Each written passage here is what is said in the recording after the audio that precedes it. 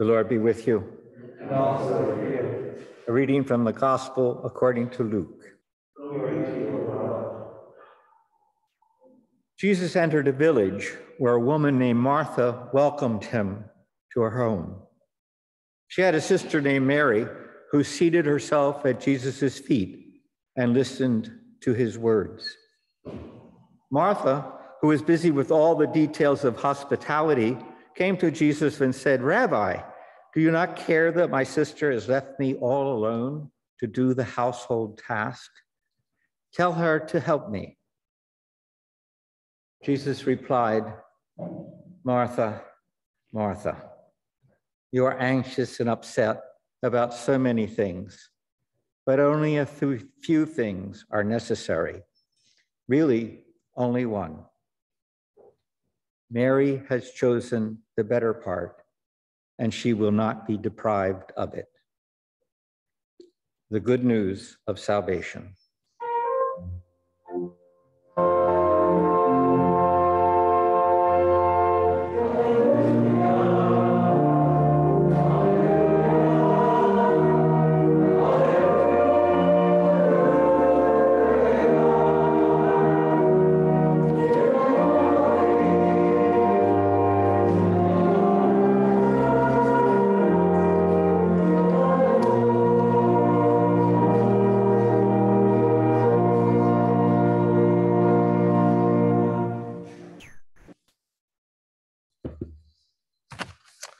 Good evening.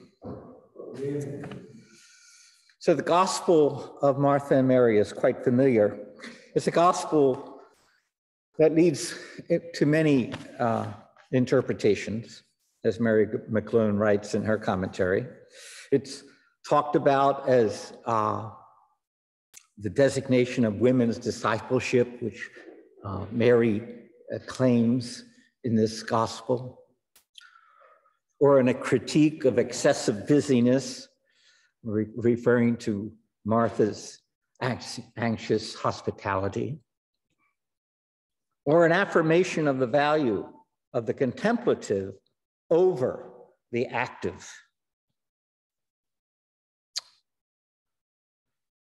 I would like to concentrate tonight on that last one, with the provision that I would like to explore the contemplative in conjunction with, not versus, the active. They join together.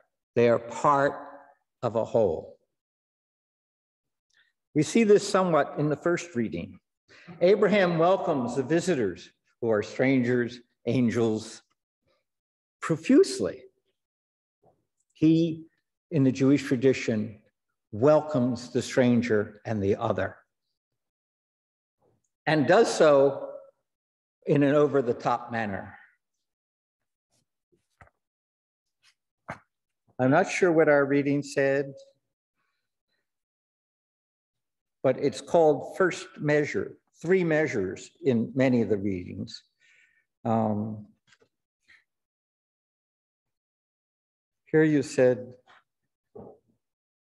take a bushel of fine flour. Well, 3 measures a measure is 20 pounds. I don't know what a bushel is, but the 3 measures are 60 pounds. 60 pounds of flour before you added the water. So poor Sarah would be kneading this bread for hours and hours, okay? And a whole steer. There were only 3 guys here, all right? So this is over the top hospitality in this first reading. And in the church, the first reading matches, is paired with the gospel reading. The second reading is serendipitous. Sometimes it is, sometimes it isn't. It's not planned that way. But the first reading and the third reading go together. So how does this magnanimity, contrast with the gospel? Well, clearly, it is not a rebuke of Martha. The guys, the angels, if you follow Genesis, their next stop is Sodom, where they are rejected, saved by Lot, and then get him out of town safely. before they destroy Sodom. So in these readings, the gospel, the hospitality that Abraham shows is rewarded the next year, as you remember, and it's mentioned here, with a fruitful new child.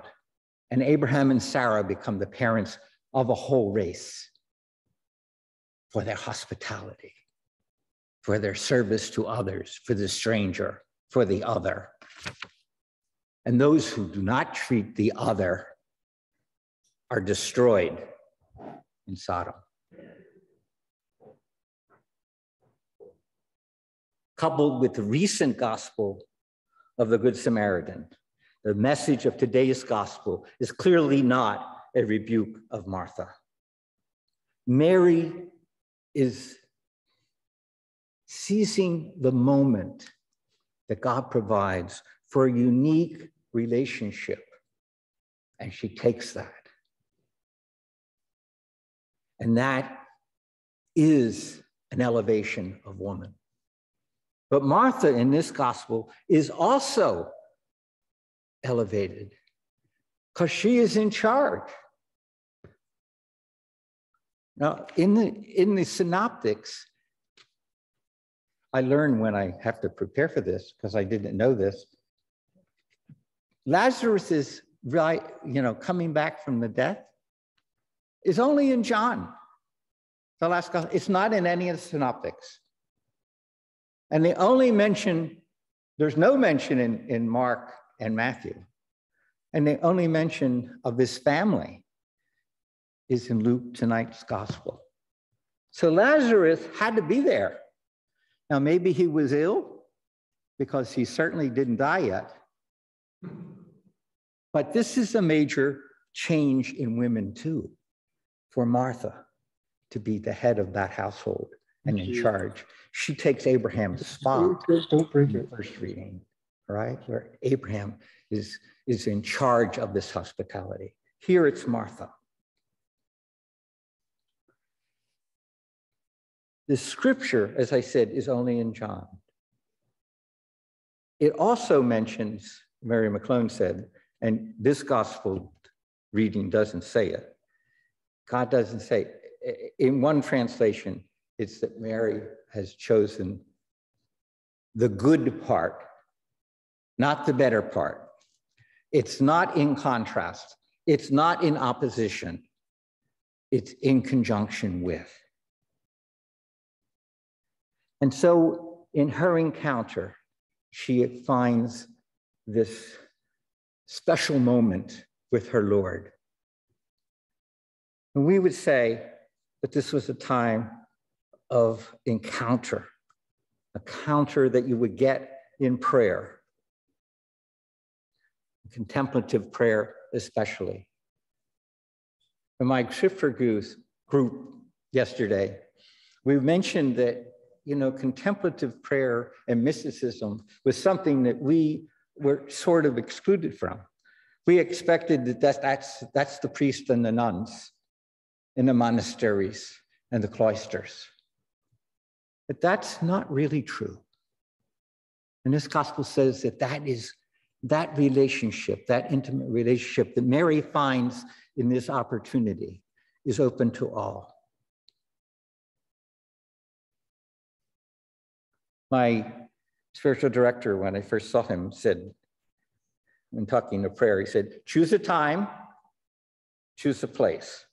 Choose a time that you will have every day. First thing in the morning, last thing at night, lunchtime, I don't care. But one that's available every day. And choose a place where it's quiet.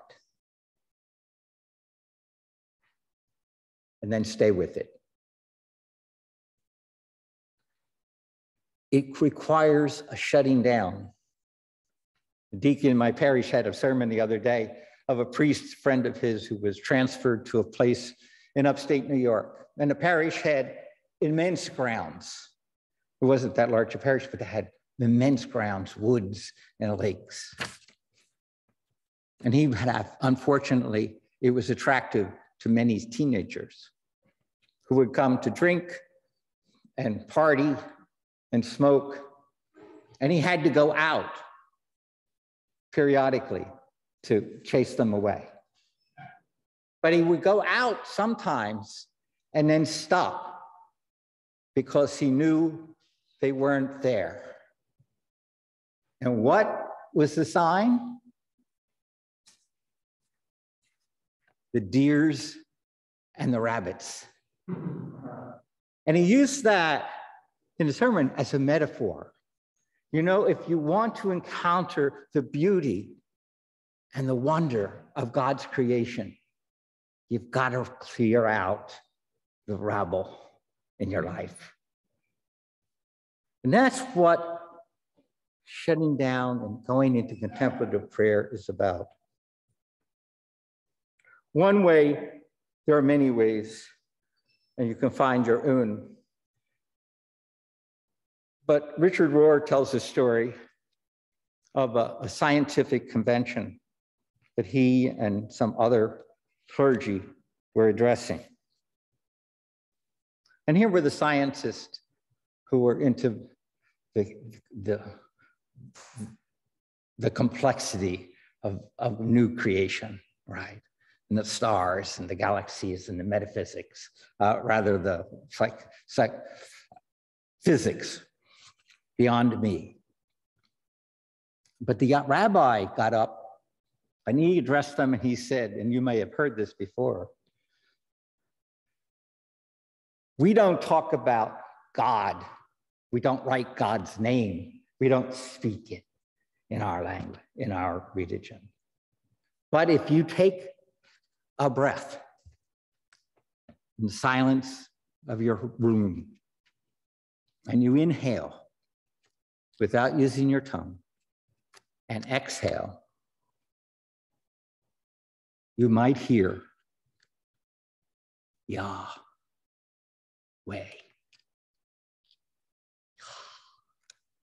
Way.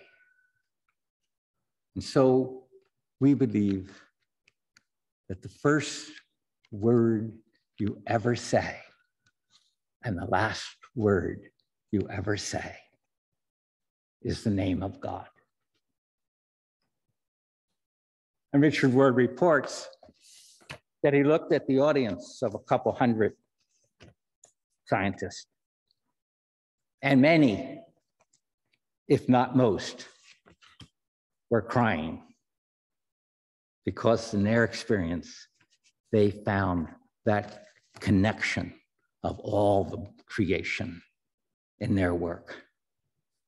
And this sort of spoke to them. And I said that to you as you do your prayer life, that one way of getting to that silent space that I have found productive is to do that exercise, to begin with a breath in, Yah, and out, way, so that you can put yourself in that presence. And in that quiet, you will come to hear the still small voice that Scripture talks about. Or as DeLeo writes in her book, The Emerging Christ, you come to see each and everything is of infinite value because it images God in its own unique being. Or, as Gerald Manley Hopkins, my brother's favorite poet and mystic, writes, each mortal thing does one thing and the same, deals out that being, indoors each one dwells, selves goes itself. Myself it speaks and spells, crying what I do is me, for that I came. He continues, and please forgive me if you're a Gerald Manley Hopkins sophisticate, if I use different pronouns, more inclusive pronouns. He goes on to say, I say more. The just person, justices, keeps grace, that keeps all their goings graces, acts in God's eye what in God's eye they are, Christ. For Christ plays in 10,000 places, lovely in limbs and lovely in eyes, not theirs, to the Father through the features of human faces. DeLeo describes this poem as a deep contemplative gaze that gets to the heart of reality, that all creation and us reflect our God. It requires an encounter with another, meeting the other in love. And it takes time and patience and trust that I believe, notwithstanding what we're taught on when we grow up to just be obedient, I believe that we are all called to contemplation and to be mystics. I believe it is our calling. But to bring the sublime back to the ridiculous, I think they meet. I think in tonight's gospel, when Jesus and his entourage left, Mary rose and went to Martha and said, "Sit down, relax. I've got the dishes."